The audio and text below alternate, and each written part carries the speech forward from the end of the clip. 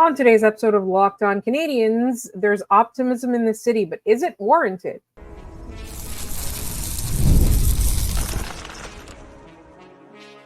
You're Locked On Canadiens, your daily podcast on the Montreal Canadiens, part of the Locked On Podcast Network, your team every day.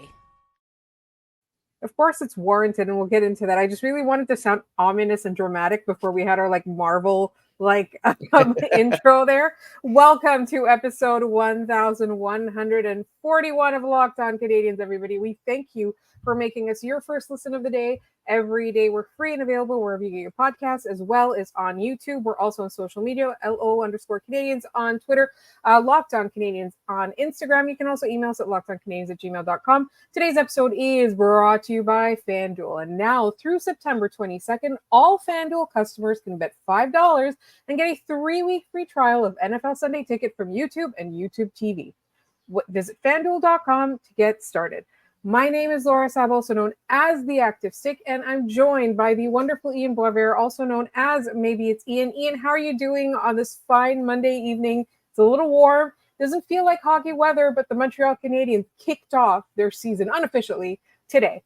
Yeah, and we saw the end of the rookie showcase, and the Montreal Canadiens are relatively unscathed. So for that, we can all be happy as the unofficial opening to the Montreal Canadiens season is underway now that they've gotten in front of some microphones at the golf tournament. And we saw Juraj Slafkovsky try to hit a 9-iron and turf it. So, it's always a fun. The golf tournament's always super fun because these athletes are obviously in peak physical condition and are great athletes. And then you put a golf club in their hand, they look like me. So that's always something I really enjoy.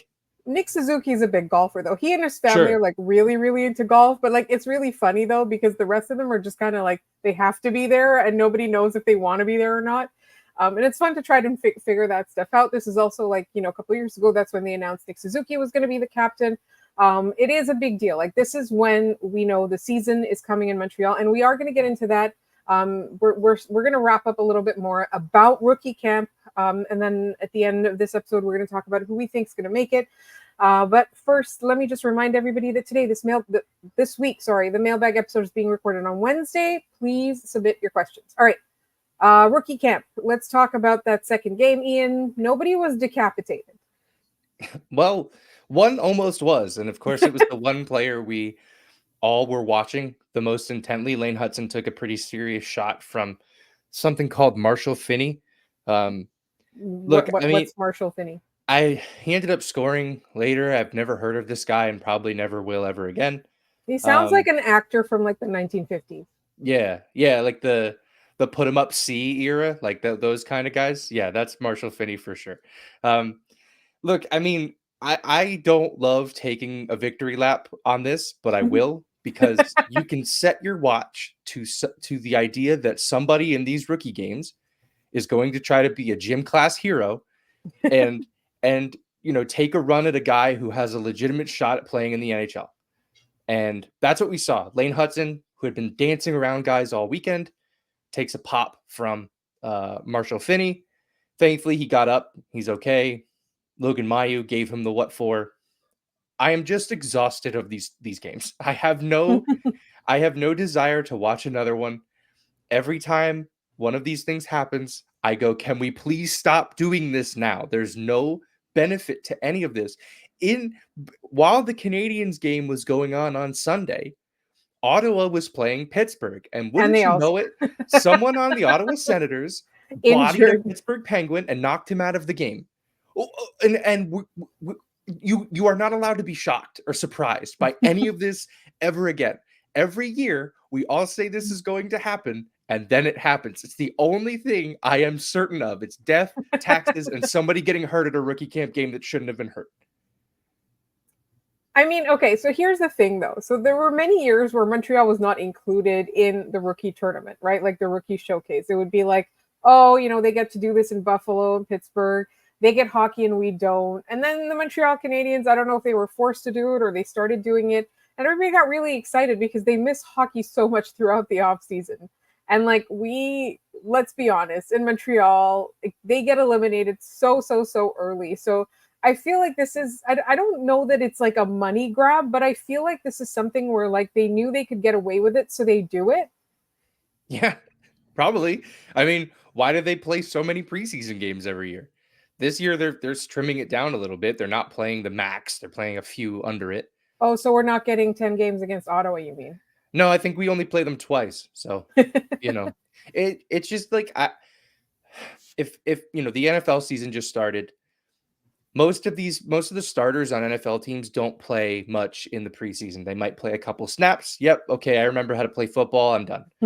That doesn't happen in hockey, and it should, because it's just as physical, and there's guys running around with blades on the bottom of their feet. Like, it's just like you can't. I just can't wrap my mind around the fact that we're putting these players in a situation where the games mean nothing. They've never played with any of these teammates before. They'll never play against the people they're playing against ever again. And oh, by the way, like there was like 2 fights over the weekend. Why are we doing this? Anyway, there's more to talk about with this game, and we need to talk about it. But I'm going to do this every year. I plan on being on the show for a long time. This is going to be a regular rant until it's over. I don't even need to show up for these rookie game recaps. It's just going to be Ian ranting for half an hour episodes twice at the beginning of the week. All right. What else? I would say, was there anything in game 2 that kind of surprised you, or even like in the 2 games overall that surprised you? I think we talked a little bit yesterday about Tyler Thorpe, and he seemed to catch a little bit more attention the second game. Like after the second game, I felt that more like, Habs notebooks and stuff had him noted in there. Like more people were talking about him a little bit. Was there anyone else that kind of surprised you, or anything else that surprised you? Charles Savoie, who played both games on the fourth line, picked up a couple primary assists, generally looked pretty good. I think he earned himself an invite to regular training camp, honestly, like that kind of effort. He's not under contract, so the Montreal Canadiens would need to invite him to camp and then sign him to some kind of deal. But I don't know if there's an NHL player there, but if you want to, as a sign of good faith, show that, hey, coming to these tournaments and playing well, we will notice that. This is a player that you can sign to a deal and feel pretty confident in, with him playing, bottom 6 minutes in Laval, or maybe even the ECHL team. It's more depth, right? The Canadiens Right. always get a million players hurt. It's never a bad idea to throw a guy like that in there. And I thought David Reinbacher settled in this game. First game, I think his clock was running at a different speed, and it just wasn't up to the speed that it needed to be. I think he was a lot better in game 2. I think he was intimidated. You mentioned in the Yeah. previous episode how his decision making was a step behind everyone else's, and that's not really what you expect from David Reinbacher. All the scouting reports, all the expectations, all the games you've watched with him play prior to this, he's ahead of the play, right? Like his decision making is actually quite sound. It's one of the reasons the Canadiens drafted him. So I feel like I feel like he was a bit intimidated by the moment, which is fair. Like this guy's, ascension into the Montreal Canadiens ranks was not especially welcoming or auspicious. Like it must be really tough. And then to feel like you have to prove yourself to these diehards who care enough to come to a rookie game, I think, but the Montreal Canadiens will sort that out. They will deal with that. Like he has that talent. He has that, like I said, he was in such good shape. He, you can clearly tell that he does his homework, like all of that training, or whatever it is the Canadiens tell him he needs to do, he's doing it. So I honestly, I feel a lot better after that second game is what I'll say. And, and we are going to talk a little bit in the last segment about which of these players stand a chance at making the NHL team after we've seen them in this rookie camp. But the one thing that I do want to say is that I did not change my mind about Lane Hutson. He's still my favorite rookie. He's still the player I'm most excited about. And I can't wait to see the Lane Hutson era in Montreal, and stop raining on the parade, everybody. So Leaf fans have taken to, saying that Lane Hutson isn't very good. And they did that with Cole Caulfield. How did that turn out? Where's Nick Robertson right now? I think it is the greatest compliment that you can get from the Toronto Maple Leafs is by them telling you that you're no good. Because you know who they didn't say that about? Jesperi Kotkaniemi. I don't remember them being afraid of him for a moment. I think they're afraid of Lane Hudson. I think they were afraid of Cole Caulfield, and rightfully so. And that's why they were trying to, bring them down to maybe make themselves feel a little bit better. I think Lane Hudson being trashed by Leaf fans is the best possible scenario for this week. And so, like that, you can kind of think about that, and you kind of think about the Montreal Canadiens right now. We talk about their defense and be like, what is this defense? Who's going to be on it? What is their identity? What do they play like? What are they even? And then you look at the Toronto Maple Leafs, and you're like, that's just a bad defense. Like that's just like it's just a meh defense. It's not like outright bad. It's just uninspiring. Yeah. And you look at that and you're like, you know what? I would rather be on this side of the table where the questions are still being asked and they might even have answers. Whereas in Toronto, the questions got asked, the answers were wrong, and then they refused to learn their lesson. All right, real quick, we're going to get into the golf tournament, the, I guess, unofficial kicking off of the Montreal Canadiens season. And we're going to get into some quotes and talk about why we are excited here in Montreal. But first, you've heard us talk a lot about FanDuel. FanDuel is America's #1 sportsbook. That's where everyone should go to play. And we have something a little bit different for you today. Now, through September 22nd, all FanDuel customers can bet $5 and get a 3-week free trial of NFL Sunday Ticket from YouTube and YouTube TV. And then with a YouTube TV base plan, you'll be able to watch every regular season Sunday afternoon out-of-market game. You heard me. Every regular season Sunday afternoon out-of-market game. All you're going to need is a Google account and a current form of payment, and you can cancel anytime. Just visit FanDuel.com to download America's #1 sportsbook. Again, FanDuel.com and download America's #1 sportsbook.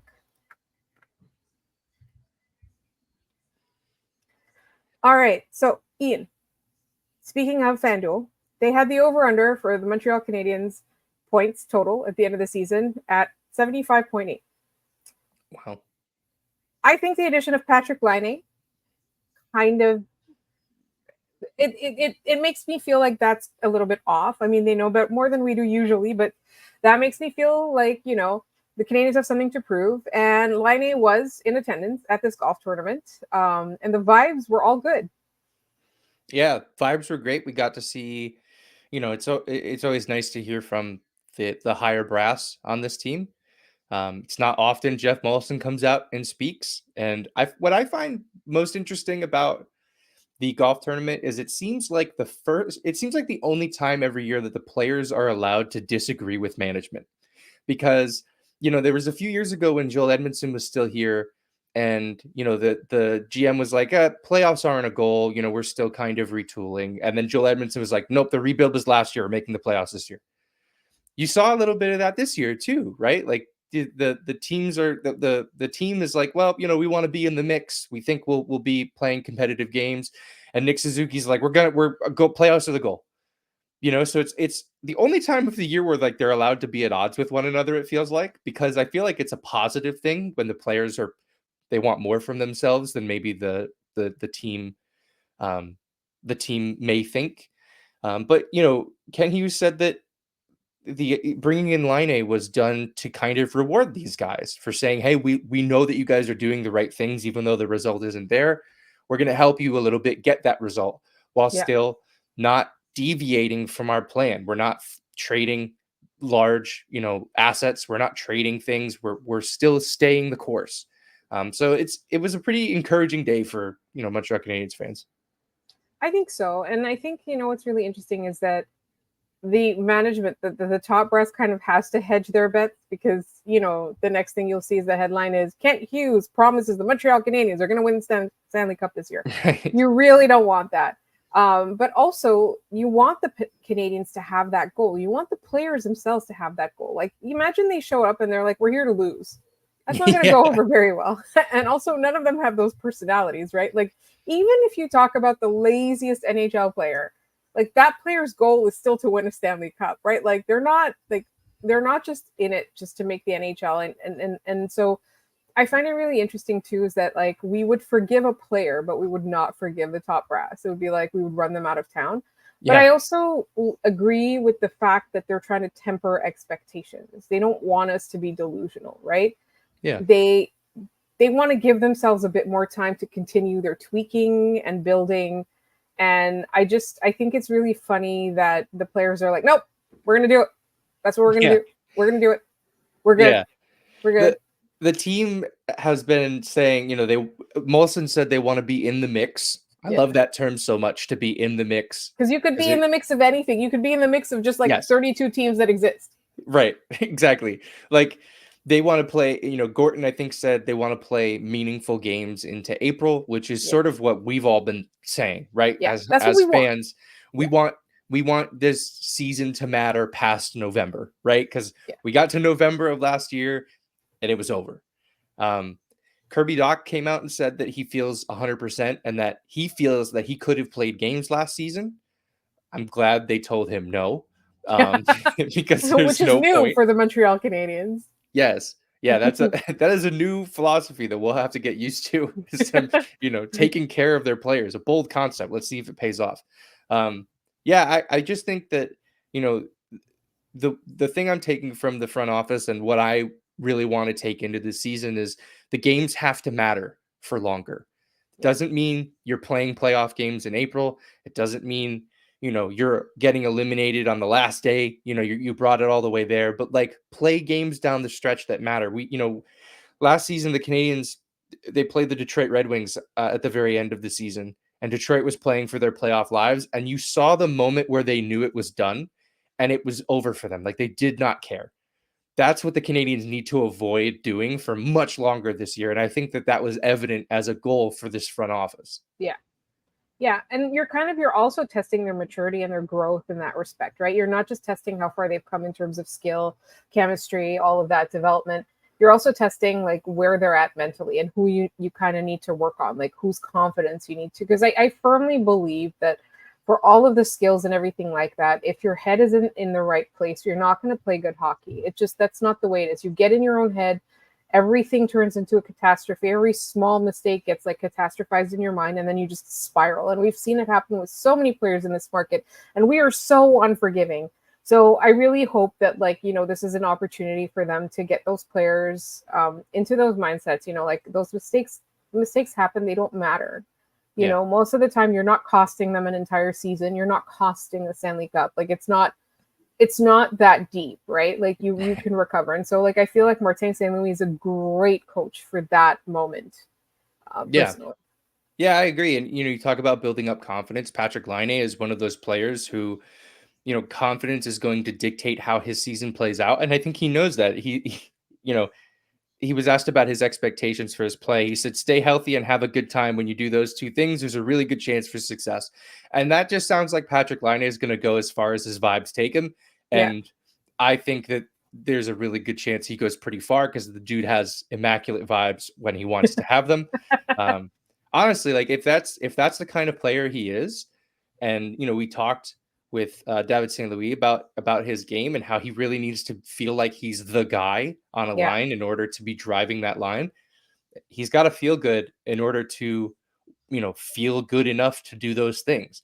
But I feel like they're going to be in a good shape to put him in a situation where he can do that.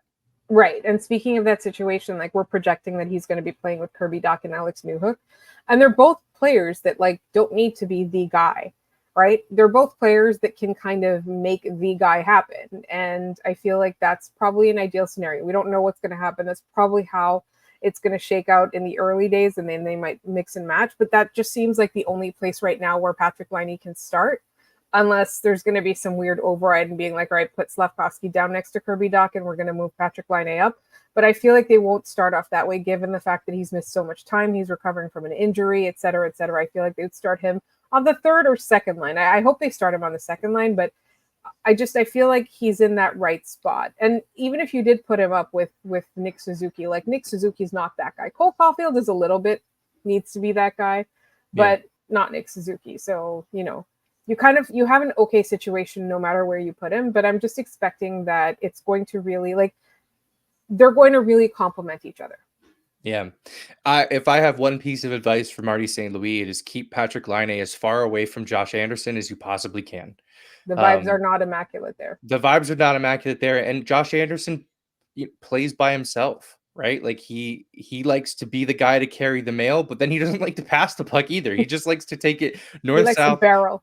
try to barrel into the net. Exactly. Try to barrel through the goalie and try to score a goal. And would you be shocked to know that last year it barely worked?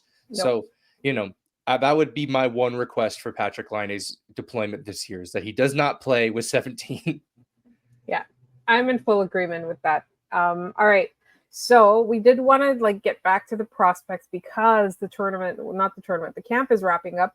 And we want to talk in our next segment about which players we expect could challenge for a spot in the NHL now that we've seen them in rookie camp.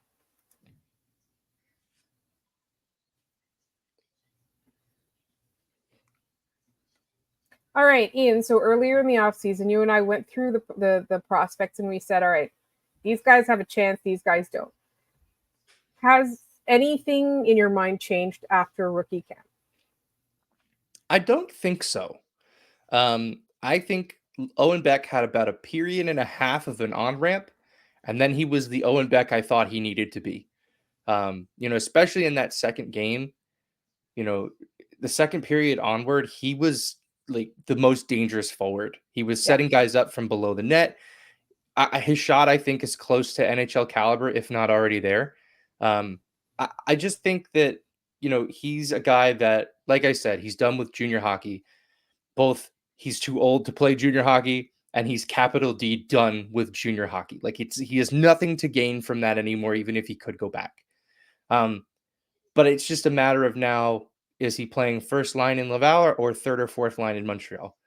I think the rest of his camp will dictate that. And which do you think he prefers? I feel like he'd want to play third or fourth line in Montreal over first line in Laval, even if first line in Laval will bring him more minutes, potentially bring him more glory. Yeah. I think you're right. I think he would rather be in Montreal. Every day you wake up with that NHL crest on your jersey, it's a good day, right? Yeah.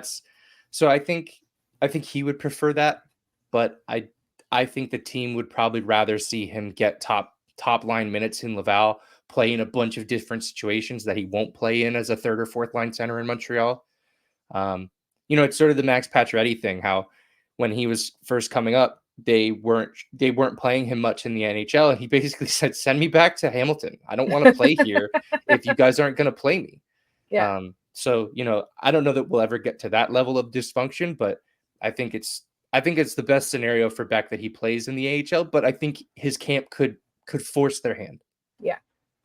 And I think, I don't think there's anything wrong. There's anything wrong with having him start in the AHL or have him play maybe start in the NHL, especially against Toronto, send him down for a little bit and then bring him up a little bit later in the season. I felt like, for example, Joshua Watt, he didn't make the team on night one, but he didn't they didn't close the door on him. Yeah. Right. He was the first call up, or he earned his right to be the first call up. And then they brought him up, and then, he never looked back until he got injured. I feel like that's the case with Owen Beck, is that whether or not he makes a team on opening night, but it does feel like something the Canadiens would do is let him play against Toronto. Let a guy like that play against teams like Toronto and Ottawa and then send him back down. And I feel like at the end of the season, he's going to be playing NHL games. For sure. I think, they will have moved Dvorak by then. They might have even moved Jake Evans by then, who's also a pending free agent. Yeah. So there's going to be a space for him in the near future. I don't think he spends long in Laval. But yeah, that's sort of the trajectory that he's on after a really successful two games in rookie camp. And we'll see if he can maintain that trajectory through the rest of NHL training camp. And if not, what does his AHL deployment look like? Speaking of Jake Evans, doesn't he just scream trade deadline rental? Yeah, someone's going to pay a second round pick for him. Yeah. Yeah, he's going to make, can't use a rich man at the deadline. Yeah. Same with David Savard. All right. So we're talking about them. Obviously, Lane Hudson. Okay, so this is a really interesting one. Where do we start Lane Hudson? If you're the Montreal Canadiens, where do you put him and when? Not if you're Ian, not if you're Laura, if you're the Montreal Canadiens. Look, they're probably starting him in Laval, if I had to guess, because they don't need to start him in the NHL. But I also wonder, okay, if we're looking at him as a player who's going to try to, work well offensively and try to go through guys and go around guys and work at an NHL speed, the only place where he's going to learn how to work at an NHL speed is Is the the National NHL Hockey itself. League, right? Like we've seen that with Juraj Slafkovsky. They really did not want to send him to anywhere else other than Montreal. Yeah. It was clear, even though we pounded our fists and said he should go to Laval, he should go, there were even arguments that he should go back to his Finnish league team. They didn't do that. They think that the best place to develop their guys is Montreal. Defensemen are a little bit different because they've done a little bit of both. They've brought guys through a rotation, and Justin Barron and Arbor Xhekaj have played big minutes in the NHL and then also gone down to the American Hockey League to get tune-ups. So I don't think that where Lane Hutson starts is going to be indicative of where he stays. I think that the defense is fluid. They're going to keep moving guys around until someone gets injured and someone earns a long-term stay in the National Hockey League or someone gets moved. Look, I just think that Lane Hutson, the skill set that he has is so tantalizing to play in the National Hockey League. Like I would much rather be watching him play, even if he's a -3 on some nights in Montreal, as opposed to getting highlights from Laval. You know what I mean? Like that's just where I'm at personally. And I know you asked for the Canadiens and not my personal preference, but like I'm selfish. I want to see him in Montreal. I mean, I know. All right. Do you think Sean Farrell did anything to earn himself an NHL spot? I thought he looked great in the offensive zone. But again, like an offensive forward, we kind of already knew that was going to be an area he excelled in. But he didn't pop, right? There wasn't a moment where you go, Sean Farrell, that's right. Like I think he plays in the American Hockey League. He's probably going to get a call up at some point this year due to injury. But and it stinks because it's a 2-game sample size of games that don't count against a team wearing practice jerseys. Like it's very weird to put too much into these games, but by virtue of they're the only games in front of us, we have to. He's going to get starts in training camp in preseason games and NHL preseason games. Let's see how he looks in those. And what about, I mean, okay, I know where we both stand on Philip Machar. I feel like I'm way higher on him as a prospect than you are, but I don't think he's like even remotely close to ready. I would really like him to play in the AHL though. And I would really like them to actually give him opportunities because I really like the cleanliness of his game. I don't know. I think he plays a clean game, and I think you know what that means, right? Like you think, no mistakes. He takes care of the puck. That's great. And I think, the American Hockey League playing in a top 6 role is the best place for him to learn how to expand his game beyond that. Instead of just being, the guy who takes care of the puck, skates to the blue line, chips it in and changes, send him to the American League and see if he can develop a different side of his game that we know he's had through his time in junior. So I think while I'm not as high on him as you are, I don't think that he's a bust. I think it's far too early to start throwing that label around as much as fans love to do it. I don't think he's ready, and that's fine. He can go, he came out of, his draft year. Well, he came into his draft year as one of the COVID kids. Like all of their development is a little weird. None of it's linear. If he goes to the American Hockey League this year and has an awesome season, like the fan base's thoughts on him are going to flip, so he just needs time.